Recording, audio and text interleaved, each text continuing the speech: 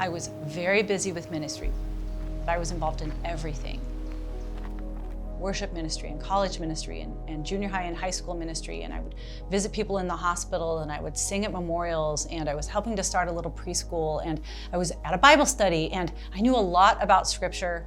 I prayed for people all the time. But it got to the point where I just sort of fell into a safe and comfortable Christian life. I never heard from God, and I never felt his presence.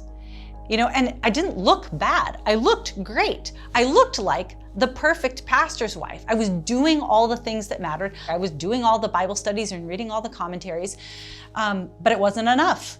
It was not enough for me to just look good. And I did look good. I looked like a good wife, and I looked like a good mom, and I looked like a good Christian. But I was yearning for like a real authentic connection with God. And I got to the point where I kind of just told God, I want you more than I want to be safe and comfortable. If you would just talk to me, I will do anything. I'll go anywhere. And I meant it. It's like, you can't just say that, you have to mean it. And so that was the beginning of him sort of tutoring me in how to hear his voice. And he would do it through really high risk requests. So one of them was when he told us to leave Spokane. I had put the roots down deep. I thought we were going to be there forever, but I knew clearly that we were supposed to leave. God told us to adopt. God told us to adopt Benjamin about 6 months after we got to Seattle. And because he had tutored me to hear his voice, I opened the Bible during my quiet time, and I said, I'm going to read till you talk to me about this. And I happened to be in Romans chapter 9, which says, I will call them my people who are not my people, and I will call them my beloved who is not my beloved.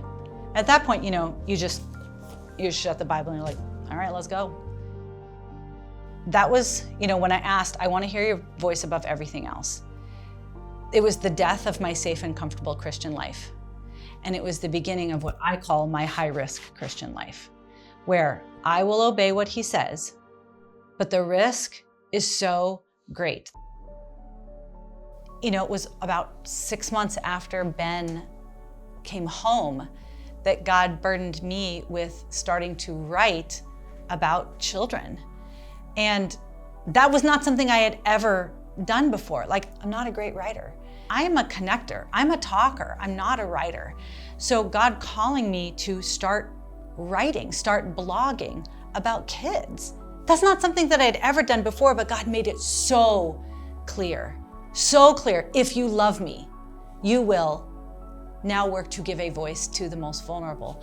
And so it started as the form of an anonymous blog because I am a chicken. And I didn't want them to come for me or my church or my kids, but I knew that God wanted me to start writing and speaking. And I knew, like he told me early on, this is gonna be beyond you. This is gonna be global. But I had no idea what that looked like. I just, would, after the kids went to bed, I'd get on the computer and just, write. So I didn't necessarily hit, the national scene or start writing amicus briefs right off the bat. I had a couple years to just write blog posts. It didn't look like much from the outside because, I would spend 2 hours or 3 hours writing a blog post and I would put it out there, this thing that I had poured myself into, and it would get 7 views. But it allowed me to figure out, oh, this is an area where I need to learn more. So it was a couple years of blogging anonymously that allowed me to actually be competent. And then I got to the place where I had a little more of a following just because it was a very distinct voice. And there was a blogger with a massive following, really smart guy, great writer. I had uploaded some picture of myself and he was able to look at that image and trace it back to an IP address, which happened to be Ryan's computer at church. So he realized that Ryan was my husband, and then he doxed, not me, he doxed the home community leaders of my church. He published the names and addresses of a lot of the major leaders of our church. And in essence, you need to stop blogging. He literally said, take down your blog and I'll take down the names. It was hard for me to continue if somebody said something mean or or said something untrue or a lie about me, but I learned to get over it. But when they target your friends, when they come for your kids, when they write negative Yelp reviews for your church, the people that don't even know that you've got an anonymous blog, but they are tanking the reputation of the sweetest people that you're gonna find in the city of Seattle.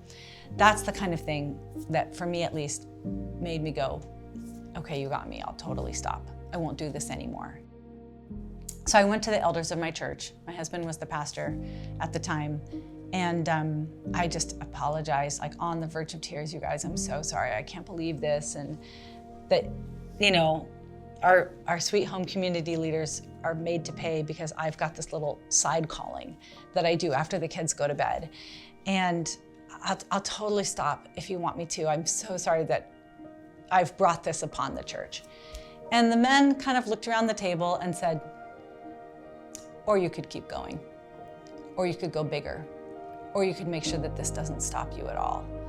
And so I did. Like, it was absolutely a what the enemy means for evil kind of moment.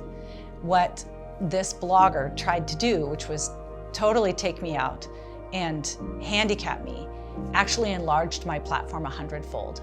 Like, once I was writing under my own name, I'm like, oh, I could do an interview with you. Oh, I can lead a workshop at the United Nations. Oh, I can go to Australia or South Korea or Taiwan or Albania or the Czech Republic and advocate on behalf of children in front of you. I can submit that amicus brief to the Supreme Court. So that just unleashed like all of the potential, so what started as, I'm gonna do this in the wee hours of the night and nobody's going to know, now was like moving into all of these public spaces. But it was still 2 or 3 years between the time when I was outed and the time when I started Them Before Us. And I kept thinking, somebody needs to formally advocate for kids. I mean, like, we really need kids to have legal representation when these bad bills come saying we need to subsidize IVF. It was topics of divorce. It was the rise of cohabitation. It was big fertility that is honestly responsible for more loss of embryonic life every year than Planned Parenthood. It was the sperm and egg donation, sperm and egg selling, where children were losing their mother or father at the moment of conception. It was surrogacy that allows for custom-ordered designer babies to be shipped worldwide. It was adoption that was skewing to be more adult-centric rather than being about the best interest of the child, which is what adoption always has been. It was all of those things where I said, who is representing the kids? It's devastating for kids when we get these questions wrong, and yet every single conversation, the personal and the political, were obsessively focused on what adults wanted, their feelings, their identity, their desires, and it was always the kids that had to stick it. It was always the kids who suffered when we got it wrong. So, and then it got to the point where I was like, oh, maybe I am gonna do this. Maybe I will create like some kind of formal representation for them. And so, we started Them Before Us in 2018.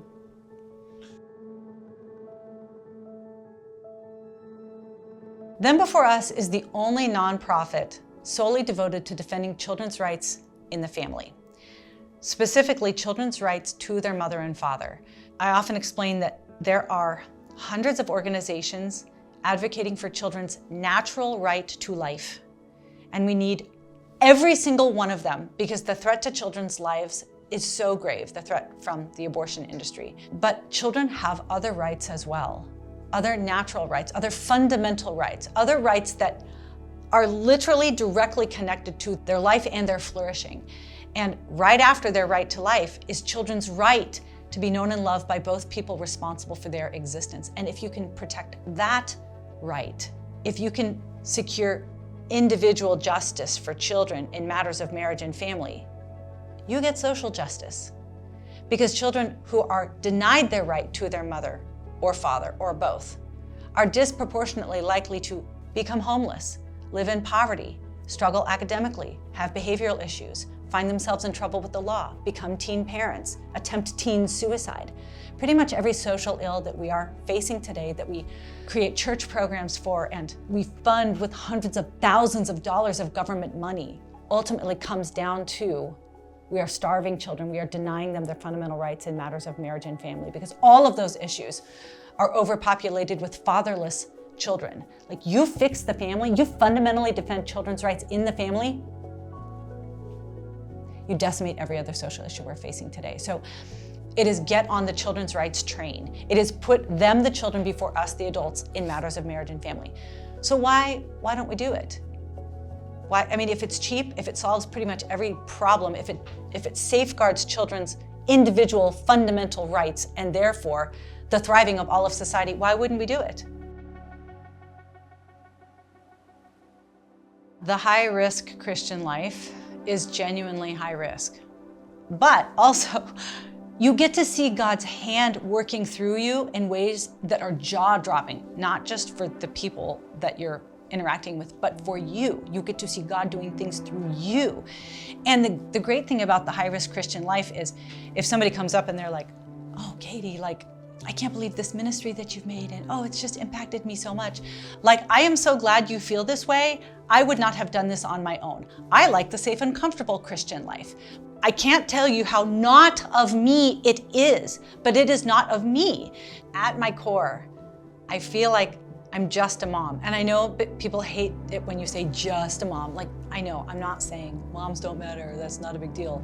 Like, I'm saying that I love being a mom, and like, that's my lane and that's my zone, and I know how to care for my kids and connect with them and raise them and train them, and that's my joy and my delight. Like, what I'm doing now is outside of kind of the norm, and it's something that God had to like spoon feed me, like little crumbs, lead me along, because if it wasn't for that calling and if it wasn't for that insistence that I obey even when I didn't understand, this is what I would be doing. I feel like what God wants from Katy is to represent children well, to give them a voice because they cannot speak for themselves. Like, children cannot vote, they cannot lobby, they don't hire lawyers. It is up to adults to do that. And that is something that God has said, Katy, that is your job. So that's what we try to do at Them Before Us, is we are going to stand up on behalf of children. We are going to do our very best to represent their rights and well-being accurately, and then say, you adults, you bend, you sacrifice, because the only alternative is for kids to sacrifice for you, and that is an injustice.